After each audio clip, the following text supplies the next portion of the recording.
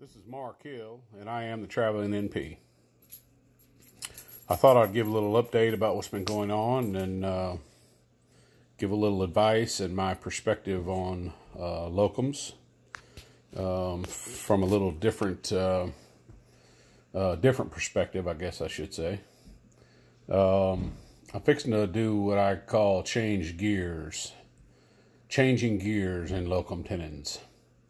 I've been working locums now for about 2.5 years, steady, pretty much full time, for several different agencies. And I've been working telemed off and on for 5 years, but I've been doing it really heavy for the last 1.5 years. And as most of you know, I recently had a severe bowel obstruction, became very ill, and I guess, for all practical purposes, came close to death.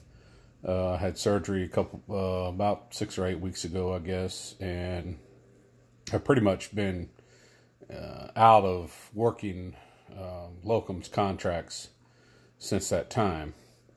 And during this time, I've done a lot of thinking. And what has happened in the last few months, I work a particular locums contract with a hospital up in the Great White North.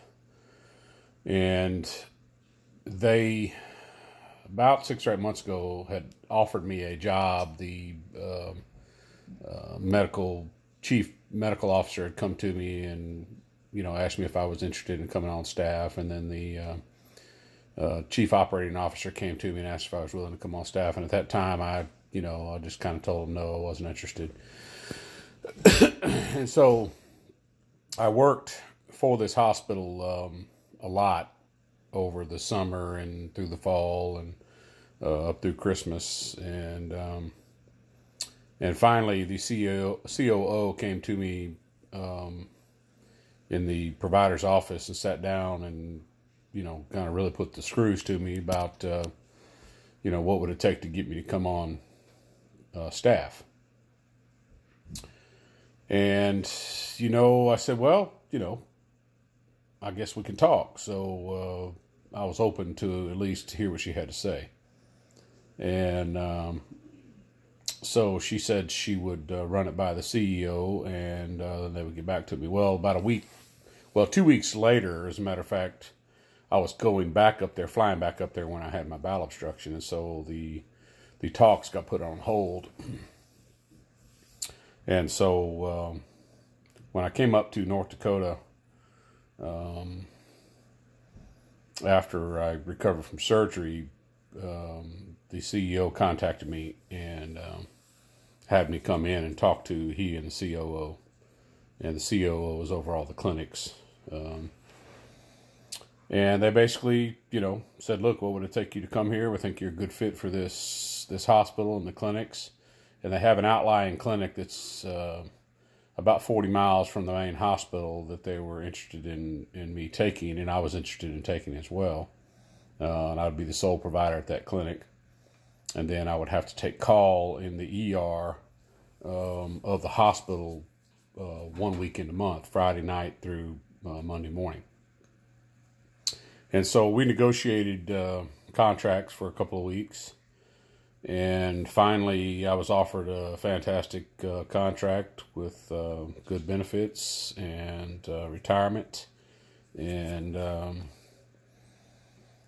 good schedule with minimal call, although there has to be some call. I ended up taking 1 weekend a month and more if I want to.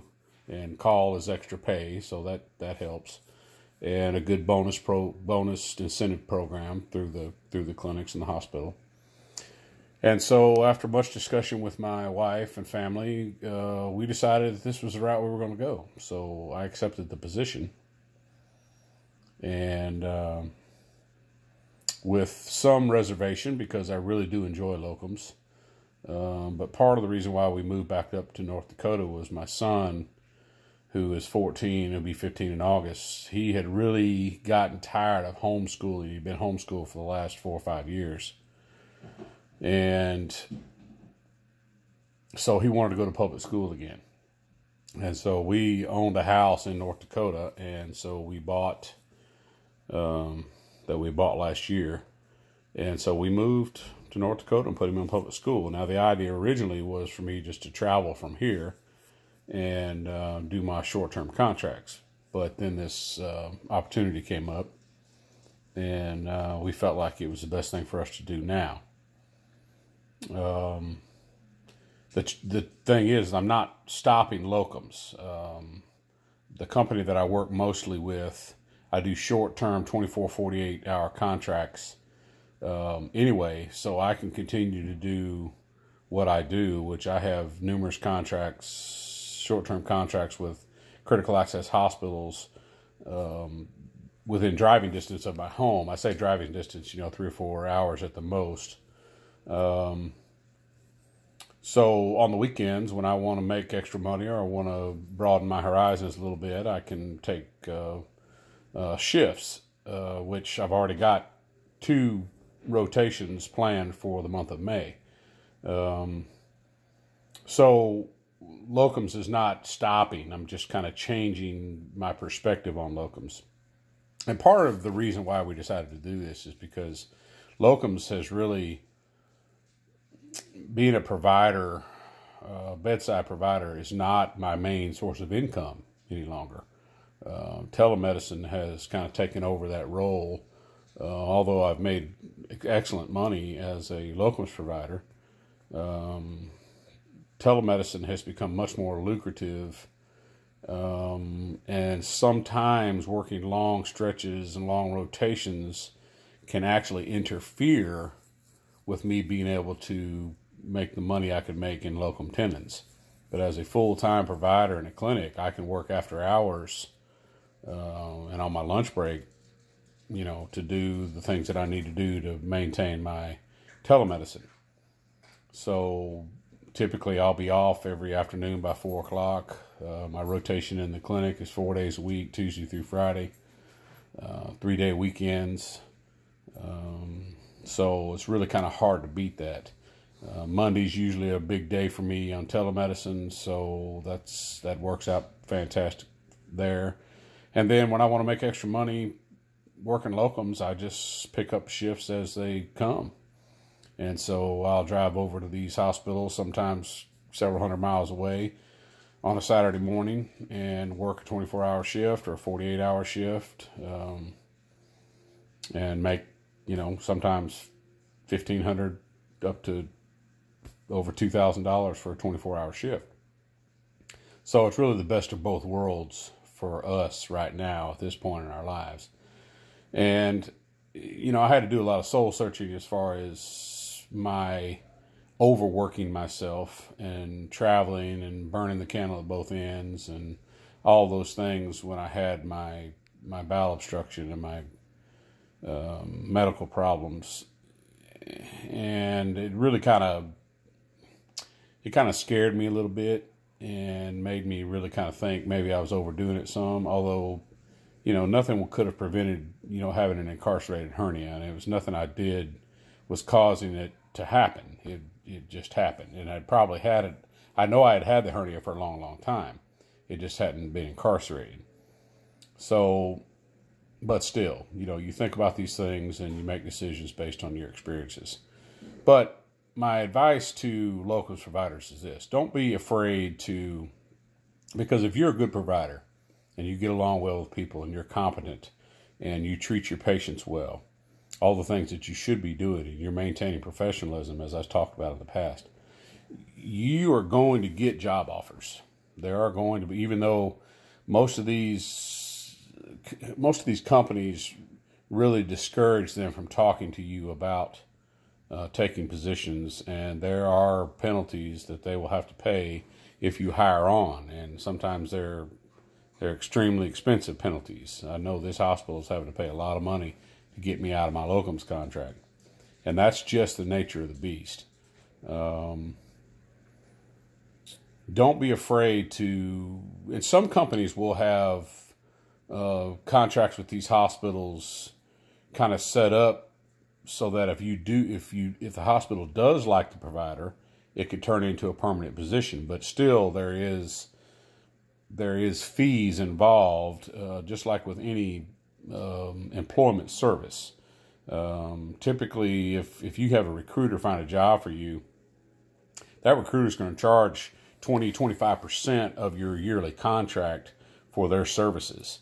So if you make $150,000 a year, you know, they're getting a big chunk. They're making 30 grand off of finding that job for you, and that the hospital or the clinic that hires you has to pay that.